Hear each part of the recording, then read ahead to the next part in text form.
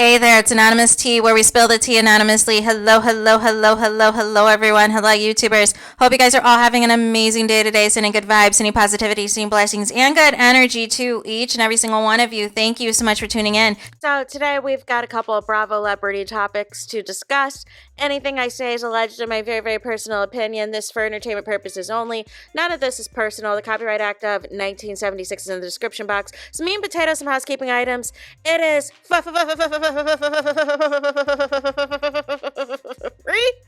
free to follow me. Free to follow me on the channel Anonymous Tea. Free to follow me on my other channel Anonymous Tea Podcast. Free to follow me on the TikTok at Anonymous Tea Podcast. Free to follow me on the Instagram. On the Instagrammies at Anonymous Reality Tea. Free to share everywhere. Free to like these videos. Like these videos so they can get out to the algorithms and share it with your friends, your family, your foes, anybody, right? So we've got a couple of Bravo celebrity topics to discuss. First and foremost, I want to say congratulations to Sanya Richards-Ross, formerly of Real Housewives of Atlanta.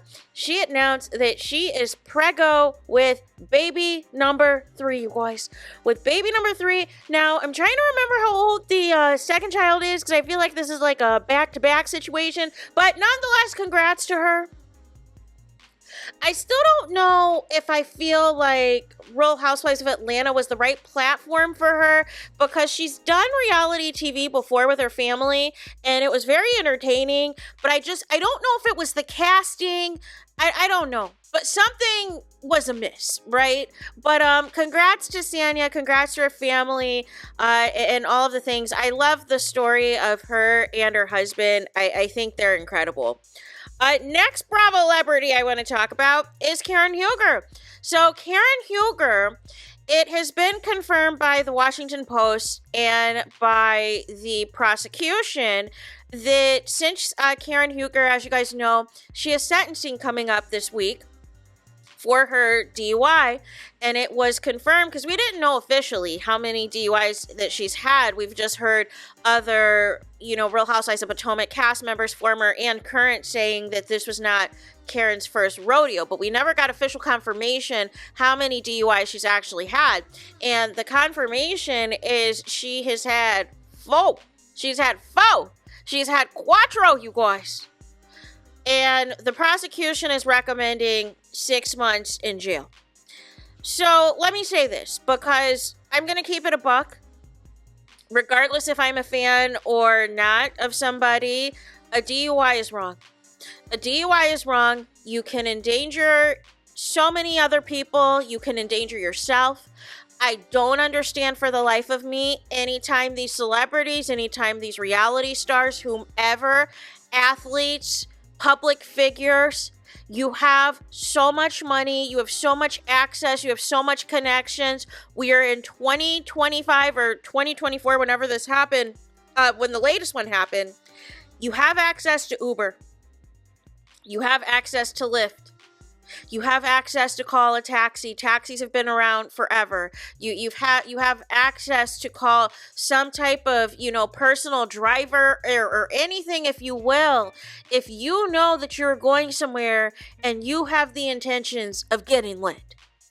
If you have the intentions of drinking and not being able to the point that you cannot feel your face anymore. Like at some point, something has to step in and say, you know what? I am not in the right frame of mind to, drive under these circumstances. And I know there's some other stuff going on with the dash cam, and there was somebody else in the car that wasn't previously noted in the case and all these things. No. The bottom line is this, you guys. Drinking and driving is wrong. And 4 DUIs is unacceptable. 1 DUI is unacceptable. But here's the thing. It is not up to you or myself or anybody else to say what we think Karen HUGER, what her consequences should be. Because here's what I've learned. Every state in this country has their own way that they're going to approach how they want to deal with those who get DUIs. And some states, unfortunately, are lighter than others. Even if you have multiple offenses, there are still some states in the U.S. that take it easy on you compared to others. However, there are some states that do not play. And unless you have a good attorney, like a good attorney, then chances are you will not see jail time your first offense.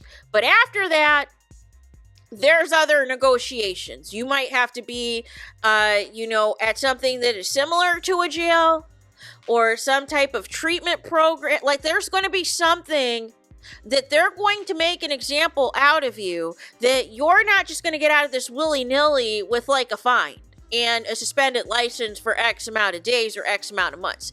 No. So it's going to be very interesting. Usually what happens when prosecution recommends something, they typically recommend something more severe than, because I think initially it could be up to 2 years with what state Karen HUGER lives in. And so they're recommending 6 months.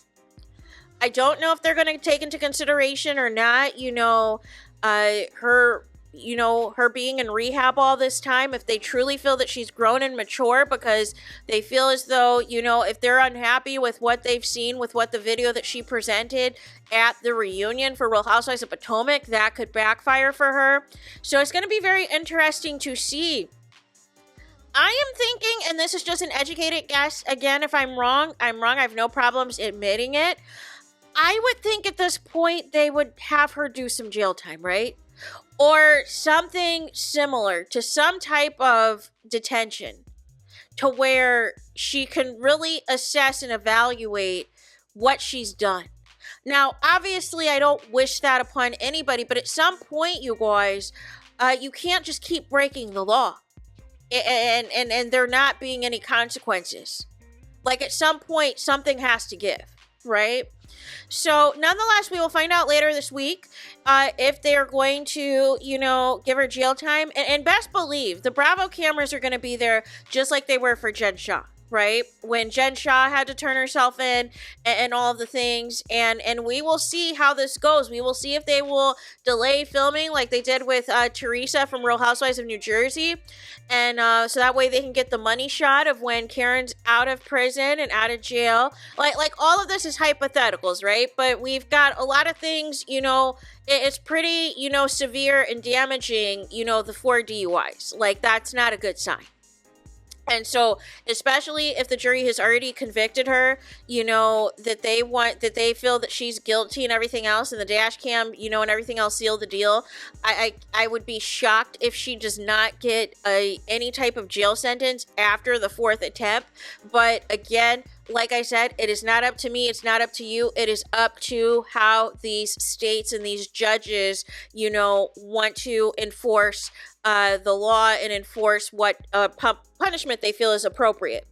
Last thing I want to get to in this video is Dr. Heavenly. So we did a video earlier about Dr. Heavenly, about her comments from her YouTube, about gay men that was, for all intents and purposes, homophobic and very ignorant.